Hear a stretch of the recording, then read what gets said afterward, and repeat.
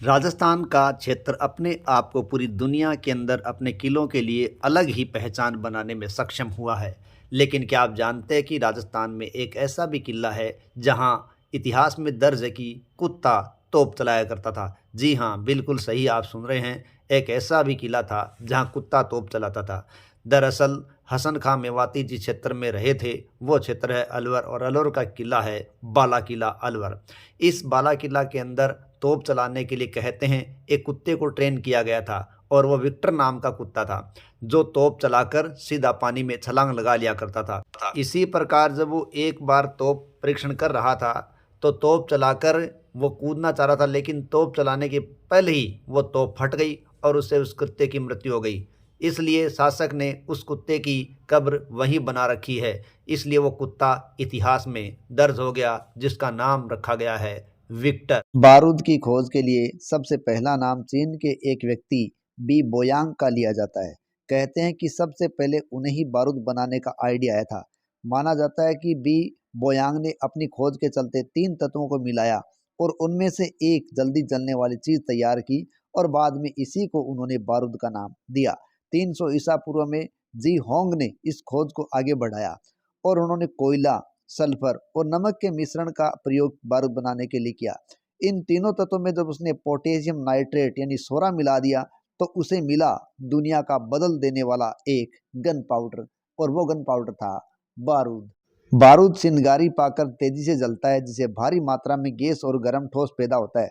आधुनिक काल में बारूद एक कमजोर विस्फोटक के रूप में माना जाता है, क्योंकि विस्फोट होने पर ये अवस्रव्य तरंगे पैदा करता है, न कि पराश्रव्य तरंगे। इसलिए बारूद जलने से उत्पन्न गैसें इतना ही दाब पैदा कर पाती हैं जो गोली को आगे फेंकने में सहायक होती है। अकबर बीरबल के किस्से तो आप सभी ने सुने होंगे, लेकिन क्या आपको पता है अकबर बीरबल को कितनी सैलरी देता था? तो आज हम वही जानेंगे। बीरबल का पूरा नाम महेश दास था, जो बीरबल के नाम से काफ़ी ज़्यादा प्रसिद्ध हुए, और यह अकबर का प्रमुख वजीर था। नौ सलाहकारों में भी शामिल थे। अकबर जब भी किसी समस्या में होते थे तो वो सबसे पहले बीरबल के पास जाते थे और उनसे उस समस्या का निपटारा करने के लिए कहते थे। आईने अकबरी अबुल फजल की पुस्तक है, उसके अनुसार अकबर बीरबल को 16,000 रुपये प्रति माह वेतन दिया करते थे। उस वक्त की अकबर की सालाना आय 9 करोड़ रुपए हुआ करती थी।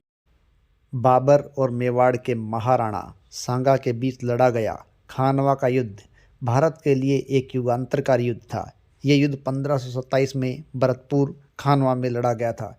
इस युद्ध के दौरान राणा सांगा के द्वारा बाबर को भारत से बाहर निकालने का हर संभव प्रयास किया था, उसने स्ट्रेटजी का इस्तेमाल किया था, लेकिन ये उसके भाग्य के लेख में नहीं था कि वो ये काम कर पाता, और भाग्य शायद बाबर के पक्ष में था। और बाबर अपनी तुलुगमा युद्ध पद्धति और तोप गोला बारूद के सहारे अपने इस रण कौशल को दिखाने में यहाँ कामयाब रहा, और इस युद्ध के दौरान ही राणा सांगा घायल हो गए, जिनकी बाद में उपचार के दौरान मृत्यु हो गई थी। और इस प्रकार बाबर है वो राणा सांगा को रास्ते से हटाकर हिंदुस्तान के भाग्य का विधाता बन बैठा था। इस प्रकार खानवा का ये युद्ध एक युगांतरकारी परिवर्तनकारी युद्ध था। भारत का इतिहास एक से एक योद्धाओं से भरा पड़ा है। ऐसे ही एक योद्धा हुए हैं सिख दीप सिंह। बात 1757 की है, जब जहान खान ने अमृतसर पर अधिकार कर लिया था। उसके पास लगभग 20,000 की सेना थी, और जब दीप सिंह को यह पता चला तो सिख सरदार दीप सिंह ने अपने 5,000 सैनिकों के साथ ही जहान खान के साथ संघर्ष शुरू कर दिया। उस वक्त उनकी उम्र लगभग 75 वर्ष थी। इस अवस्था में भी वो अपनी 15 किलो की तलवार को लेकर जहान खान से भिड़ गए, और इस संघर्ष के दौरान उन्होंने जहान खान का सर धड़ से अलग कर दिया, और इसी संघर्ष में उनका खुद का सर भी धड़ से अलग हो गया। तो उन्होंने अपने ही सर को अपने हाथ में लेकर ही उन मुगलों के जहान खान के सैनिकों के साथ संघर्ष जारी रखा और अपने आप को कुर्बान कर दिया, और हर मंदिर के पास उन्होंने अपने यह लीला समाप्त कर ली। ऐसे वीर योद्धा हुए हैं सिख सरदार दीप सिंह।